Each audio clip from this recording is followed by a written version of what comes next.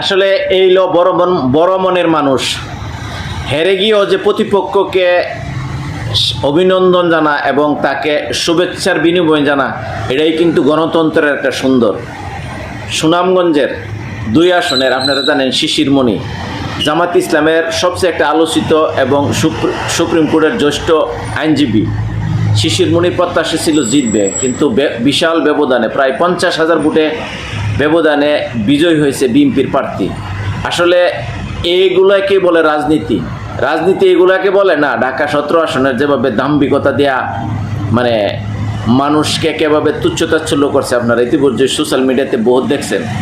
Doctor Khaliquzzaman, তবে শিশিরমণিকে অবশ্যই এখানে ধন্যবাদ জানায়, বা এটাইকে গণতন্ত্রের সৌন্দর্য বহন করে। অভিনন্দন তাকে, সে প্রতিপক্ষকে এভাবে ফুলের তোড়া দিয়ে অগ্রিম তার ভেরিফাই পেজে থেকে জানানো হয়েছে। এগুলো কিন্তু একটা বিরল ঘটনা, বাংলাদেশে সাধারণত হয় না। ধন্যবাদ আবারও।